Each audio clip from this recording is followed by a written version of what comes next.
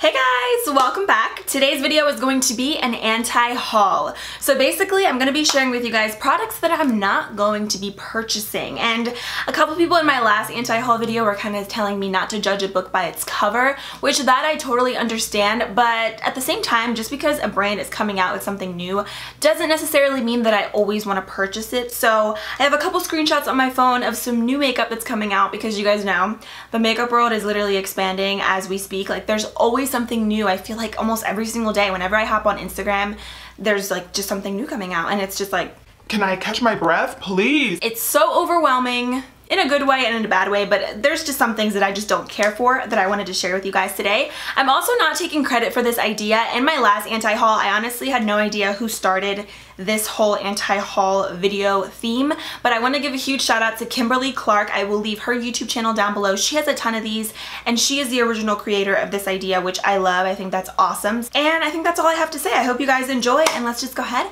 and get on with the anti-haul.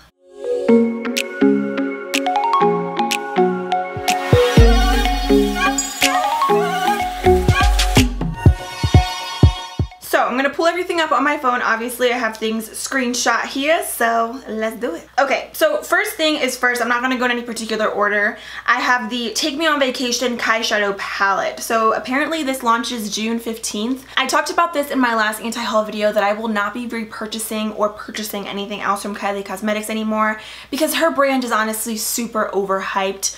Obviously, Kylie Jenner is beautiful, not hating on her whatsoever. I just feel like her makeup is literally overpriced. You can get similar things from ColourPop and from other brands out there. They're more affordable, some of them, and they're just easier access. So in my opinion, this eyeshadow palette doesn't really look like anything special. I mean, the pops of color look cute, but all in all, I feel like her stuff is just average, if that. I personally have never tried her Kyshadows because I have heard kind of bad things about them, and just to spend all that money on an eyeshadow palette that isn't amazing to me is just not worth it. So again, the palette is cute, the colors are nice, but all in all, people are just paying for Kylie Jenner's name. I mean, I know some people are super makeup junkies. They love collecting makeup, as do I, but I also like to be mindful of what I'm spending my money on, especially with Kylie Cosmetics. Again, it's just so overhyped. So her collection, I believe, also comes with all of these lip products. I'm not sure if you can get them as a bundle or separately, but these lip products just look like a bunch of nudes. I love nudes. Like, I love nude lipsticks, liquid lipsticks, and I have so many in my collection. The reason though is just I feel like her nudes are all the same. Like, they have slightly different undertones and stuff, but they're all nudes. And I feel like for the price, it's just not there for me. Like, her price and her quality, they don't meet up. Next up is the new Urban Decay Naked Heat Palette. You guys have seen this probably everywhere on every social media platform. On YouTube, people are making videos about it and it's just blowing up. The reason why I'm not going to be purchasing it is because honestly, with the videos that I did see, the swatches don't really look super intense. I mean, I love the Urban Decay Naked palettes. They're like two of my favorite eyeshadow palettes of all time, and I remember they were like the first palettes that I ever purchased with my own money, like when I was working at Burger King when I was like 15 years old. And I love the quality, they're amazing, but this one in particular, it just looks average to me. It doesn't look like, oh my gosh, like I need that palette. Like, I remember when the Anastasia Modern Renaissance palette first launched, I was like dying for it. Like, I was like, yes, give it to me, please. But with this, I saw it and I'm like, it's pretty. I love me some warm neutrals, but I'm not like living for it. So I don't know, that's just my personal opinion. The swatches didn't seem amazing to me. And even the performance on people's looks that they were doing, I mean, they were nice, but they didn't seem like bomb.com. Another eyeshadow palette. This one is from BH Cosmetics. I really like BH. They have really affordable things. I think that's a great website for people who are like starting out with makeup because they pretty much have everything you would need for your makeup. And there's good things and bad things, things that I like, things that I don't like. But this eyeshadow palette, I just don't understand, honestly, the point of all shimmer palettes. Like, Galaxy Chic palette, and these are all baked eyeshadows. I just really, like I said, I don't understand the point of just an all shimmer palette. I mean, an all matte palette, duh. Everybody loves mattes, but when it comes to all shimmers, it's like you're not gonna put a shimmery brown in your crease. Like, it's just not realistic. It doesn't look right. And BH is super affordable, but for me, I mean, I'm just not a fan of all shimmer, all baked things. I need a matte. I need at least like 2 matte shades in there, so no bueno. Okay, then I saw also on Trend Mood 1, which if you guys don't follow them, I highly encourage you to, because they pretty much know when everything is happening. Like when it comes to makeup, if I don't see it on Snapchat, if I don't see it on YouTube, I see it on Trend Mood. So check out their Instagram page. I will post it right here. So I saw them post these Time Los Angeles Luxe Matte Liquid Lipsticks.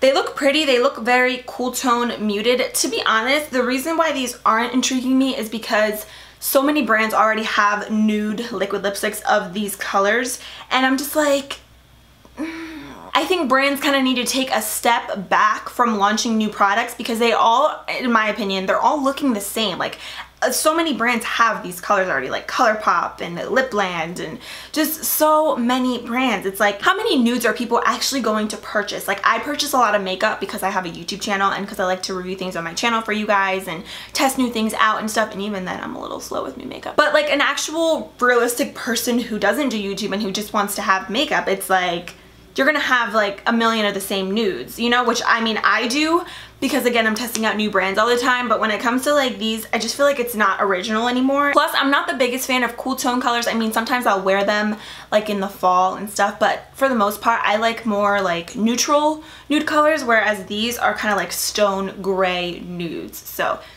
personal preference. I guess if you like nudes like that, you would like this collection. But and it's crazy too, because a lot of random brands are like coming out with like makeup or like liquid lipsticks and stuff. So I don't know. I mean, it's cool, but okay, I guess Tarte is coming out with a new like eyeshadow palette and a new like duo. It's like a blush and highlighter duo. So the eyeshadow palette is the Make Magic Happen palette, and it's $32, and then the blush and glow duo is $30. I feel like Tarte has been coming out with so many new collections lately, like I literally can't even keep up. And this palette honestly looks just like the Tarte in Bloom palette, which I love that palette. It's amazing. It's one of my favorite high-end shadows, like, because it's so neutral and it's perfect for every single day.